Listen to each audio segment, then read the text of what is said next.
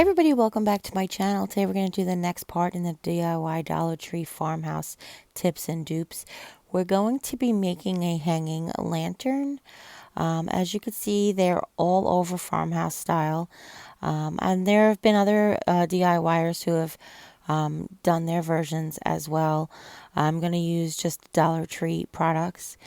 And you could see like this one, even this one that's very inexpensive was $10. And I wanted to also show you that we're going to create a hook with some muscle. If you don't want to, these two examples are from Menards for just $1 and change.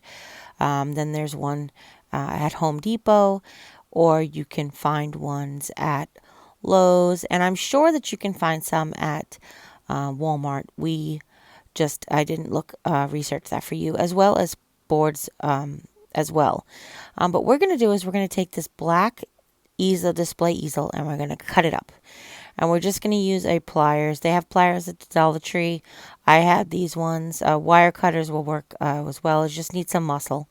And we're going to put it on this board, any board art. It doesn't have to be this one, but any board art that's dimensional. And we're going to cover it with contact paper. I'm actually going to cover it with the antique birch because it looks more like the example. And I'm showing you some of the hanging lanterns that they already have at the Dollar Tree.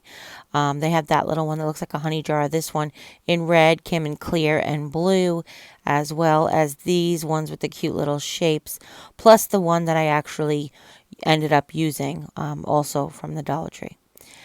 Plus, if you're interested in the one like the sample with the jute, we've made those. I'll link the playlist down below that has all the rustic farmhouse wedding backyard barbecue stuff. Anyway, but we just made a lot of those lanterns with the jute hangers as well. So as you can see, I bought the hacksaw thinking that the hacksaw would cut into this, and all it did was peel the paint off. So I gave up on that very quickly. But the pliers actually worked really well. I took 2 pairs, if you have them, and I kind of was like using one to hold it while I was spinning it around the other one. And after really just this is in double time, so if it shows that it took me 60 seconds, that means it might have taken 2 whole minutes for the first joint, and then the second joint did take a little bit longer. I wanted to leave that little piece off the one side, so that's why I cut it in the middle along the back, because we're going to use the extra pieces to stabilize the hook so it doesn't spin left and right, and you'll see what I mean when we get to that portion. And then as far as the hook was concerned, I wanted to try to cut off that bar as close to where it turns up as possible. When I first envisioned this hook, I was trying to find something metallic that would make a cute hook. And when I was putting up my decorations for Halloween, I saw these and I was like, you know what? They come in black now. That would be super cute as a hook. And it actually worked really well. It's very, very sturdy, especially for the size of the lanterns that we're going to hold. All right. And if you can't find that particular box board, then there's other options. We'll go over that in a minute. But you can see, so I've just taken carefully just taken the pliers, spun it around. There is a pair of pliers with a lot of pairs of pliers, I should say. Most pairs of pliers have sort of a wire cutter down towards the inside of the hinge. And that one actually worked a little bit better than the actual wire cutter. Just has a little bit more force to it. The problem was when I got to this to cut off the front piece, there was no place for me to really spin it. So I had to work it, and then I was like, oh, let me try the hacksaw here. And the hacksaw, I don't know why I kept trying it. It wasn't hacking anything. Couldn't hack it. But then I ended up just going to work with it with the pliers. Now you want to be mindful not to bend up your wire, but if you do, you can always bend it back. You can also lay it on a piece of wood and hammer it down flat, but it does have some bend to it. You can actually manipulate it a little bit. I really thought that I had a board that was a rectangle instead of just squares, but we couldn't find it. Jim helped me look, and my original vision was to put it on a board that was a rectangle, where this hook would go close to the top and hang. But you'll see, it ends up coming out pretty cute. I kind of like it. And then I'm going to show you a couple of different ways to dress it as well. All right, so here I am. What is the word? In vain. Once again, trying the hacksaw. But it did just take a little bit of working. Like I said, the first one where I was cutting in the middle of the straight, that was easy because I was able to spin it without too much trouble.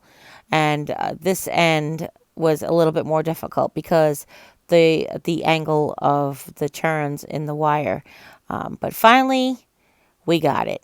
And it is a little out of shape, so I'm just whacking it flat as I can with the pliers.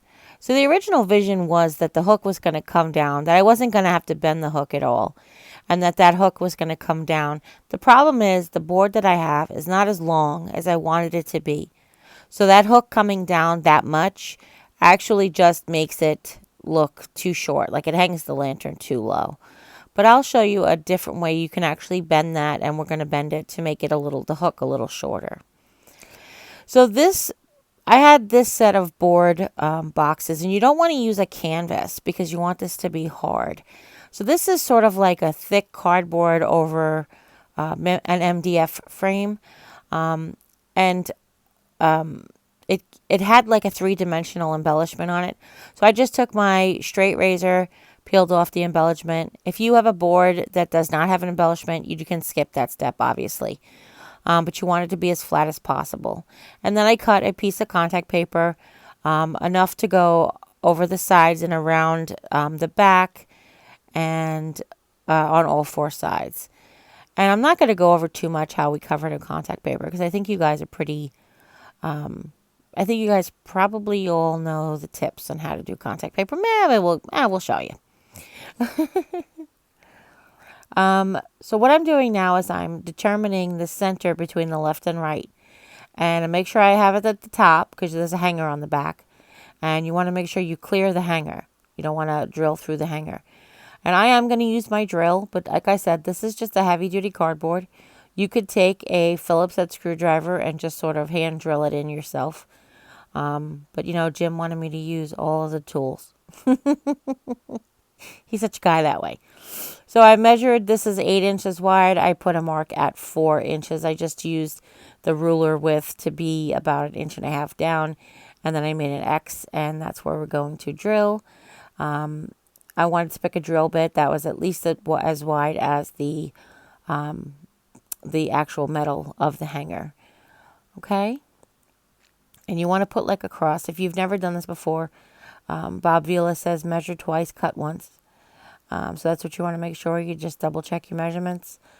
And like I said, I just made an intersection at 4 inches and 1.5 inches down from the top. All right. And then I just drilled it really quickly in there. Like I said, I didn't realize when I started drilling that it was just a heavy-duty cardboard. I thought it was MDF all the way around.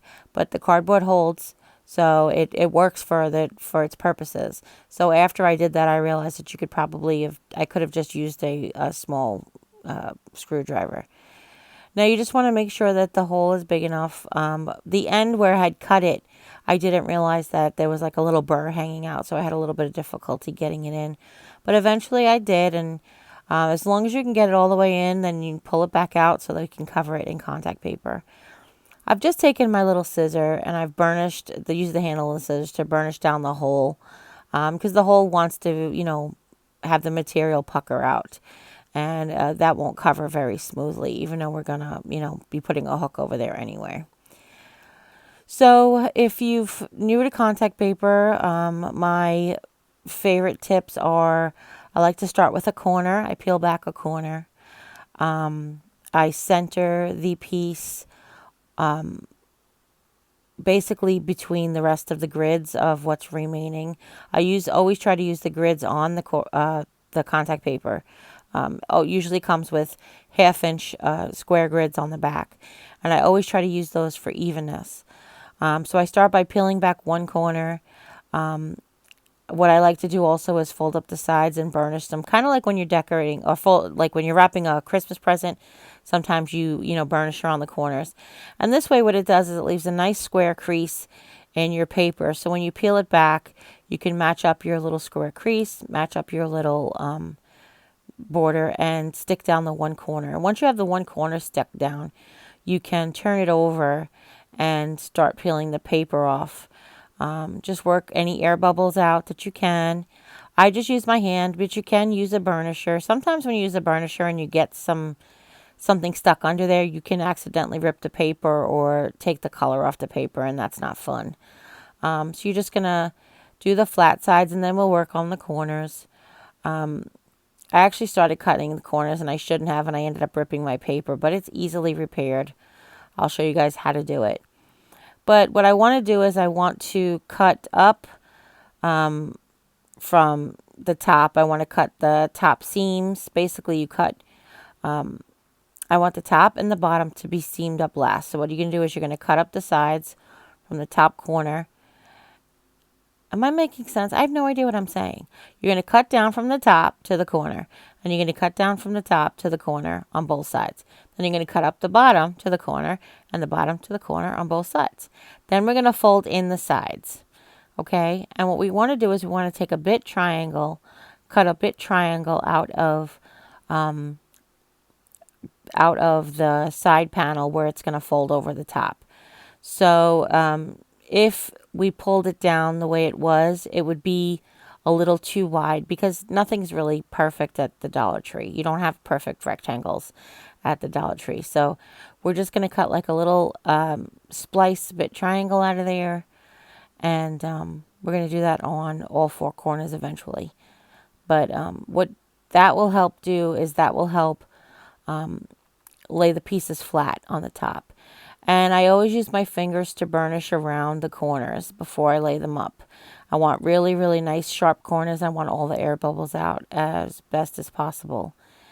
And so what you want to do is you want to lay down both sides, have the ends of both sides wrapped around the top and bottom corners after you cut out your little wedge triangles.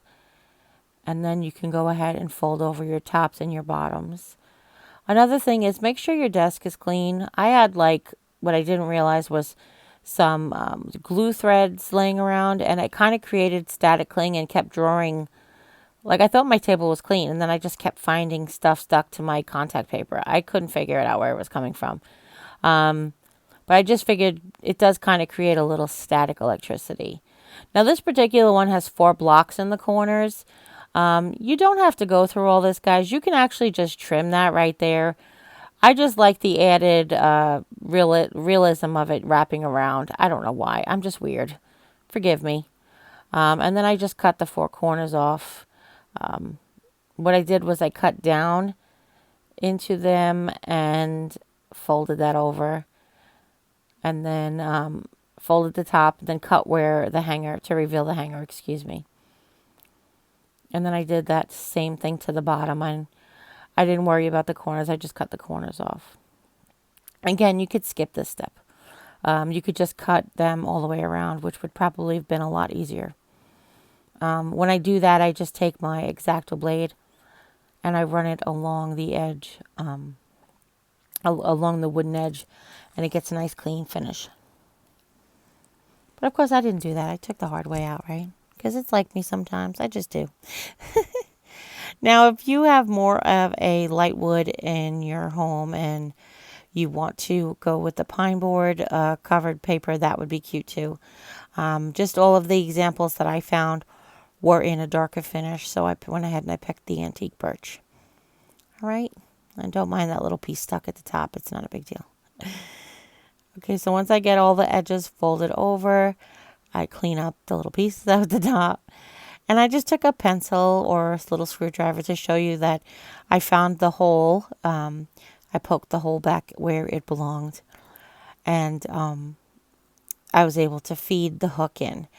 Now, this is where I called in my partner and I asked his opinion about how far the hook should hang from the wall, from the board. And we worked out that we were gonna bend it in the back where we wanted, as long as we wanted the hook to be. Then we went ahead and bent it in the back. And then I'm just taking a piece of duct tape. Really, it's the worst duct taping job in the entire planet. I swear, I could not keep this duct tape from sticking to my hand or to itself. I kind of was like, I want to do this really quickly because I knew it's a quick project. But then I started to like, when you start to rush, you start messing up. So when I finally had the hook where I wanted, I didn't want it to be spinning around back there.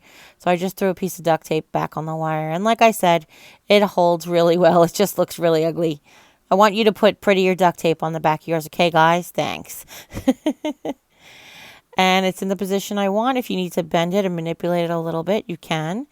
And there it is. I just was trying to figure out a cheap and easy way to make this from the Dollar Tree. And this is one of the lanterns that the Dollar Tree came out with a little bit of tea light in it. That's just to show you one example. You can put this, because it's a metal hook, you could actually put a real candle in here if you wanted to. I really did like this project. I actually want to make another one. But one of the samples had fairy lights and flowers in there. So I pulled 3 hydrangea blossoms into the top and I strung the Dollar Tree fairy lights in there. This is the same one. I just took the hanging part out. So I hope you really like this tutorial. If you do, give it a thumbs up. If you have any questions at all, please leave them in the comments down below. Share with friends and family, anybody you know who might be interested in making this or any of the farmhouse projects, or get any of the tips and tricks that we're using. And if you haven't yet, click subscribe, and when you do, a little bell will pop up. When you ring that bell, YouTube will let you know whenever I upload a new video. And as always, take care, God bless, and we'll see you next time. Bye.